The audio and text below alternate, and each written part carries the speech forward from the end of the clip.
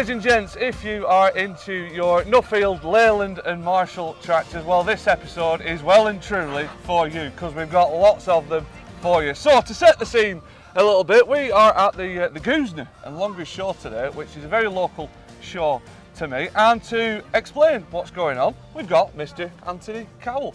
So Anthony, explain the Goosney Gathering as it's been called. So that's a terminology that has sort of come out with the internet, really. Facebook marketing things and people cottoned on. We're a local show. It's the Goosney and Longridge Agricultural Society, but we have our show at Longridge each year. I run the tractor section. I collect Nuffield and Leyland and Marshall tractors because that's what we've always used on our little family farm. And it just grew. A friend of mine said last year, why don't we have a special show of Marshall tractors? So we started advertising it on Facebook. The name Goosney Gathering was appropriated, and all of a sudden, with 38 Nuffield, Leyland and Marshall tractors entered, which is usually about our total tractor entry. So we've sort of doubled the size of the show just by having this special event. And whereabouts have some of these tractors come from? Well, a lot of these are local. A lot of these Leylands haven't travelled very far.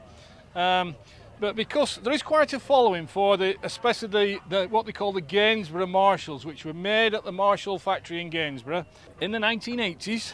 It was only a short-lived tractor story, a British tractor story. A chap called Charles Nickerson, who was a farmer, bought the rights to the Leyland tractors, rebranded it as a Marshall, built it at Gainsborough. Unfortunately, the bigger boys, John Deere and such like, had a lot more money to increase power size. So Marshall sort of got sidelined a bit, but it's an important part of British history. Absolutely. And because of the Britishness, there is a cult following. Absolutely. There's a few other addicts out there like myself. Which is all good, which we can see here today, and we're going to speak to a few of those addicts. Before we get that, just speaking of the history, because we're coming round to the Nuffields here, just talk us through, sort of, like you mentioned there, in latter years the Marshalls were built at Gainsborough, but where did it kind of all start, particularly with like the Nuffields and then moving on to the Leylands? So the Nuffield tractor was developed by William Morris, the famous car manufacturer who built petrol tractors to start with. He developed it into a diesel tractor, and then they were built predominantly at a factory in Bathgate in Scotland. That's right, yeah. It's all flattened now in a housing estate, I believe, but eventually it was taken over or incorporated into British Leyland. British Leyland in the 1970s had all sorts of problems with unions. The product, although it was a good product, there were problems. There were certainly problems with production. Would you say it never got the attention that it deserved from British Leyland? They just had it as a sideline sort Absolutely, of thing. I would say so, yeah. But if you look back at sort of Smithfield pictures in the 70s, you know, Leyland were a big presence on all the big shows. They really did try it, but it never just got the foothold that the bigger boys did, possibly because there wasn't the finance and the push behind it. But they developed through the years from small tractors you've just walked down to the 6-cylinder Leyland. This was the culmination at the end of their production, really. They got to 85 and 100 horsepower production tractors. Yeah, it's one of them. It's a shame it never carried on, isn't it?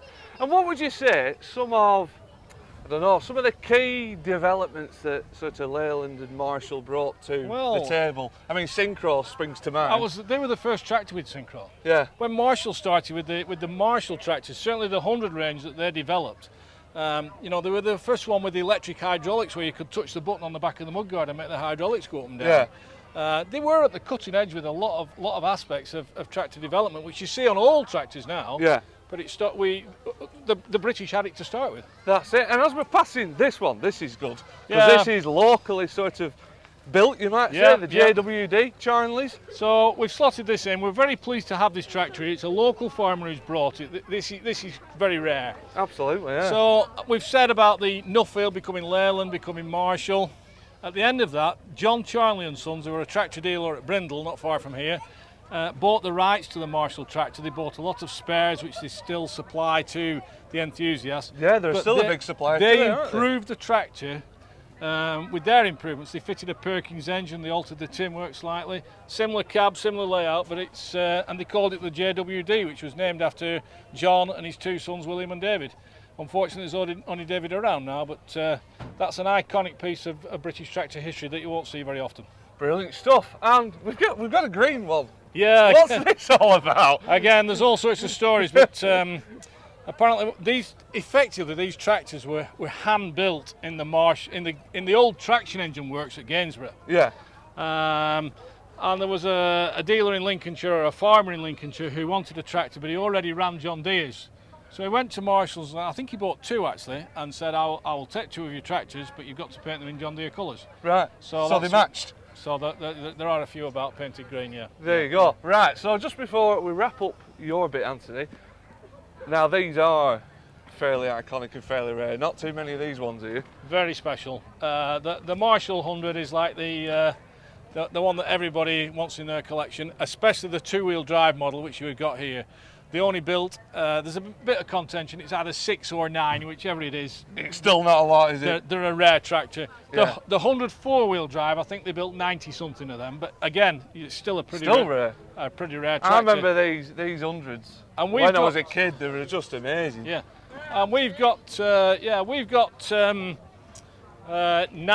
hundreds here today. 9 100s. So we've approximately 10% of the total production here on Longridge Shore. There's got to be some sort of record on it. Yeah. And one of them's yours. This is mine. This is yours. We finished restoring that last year.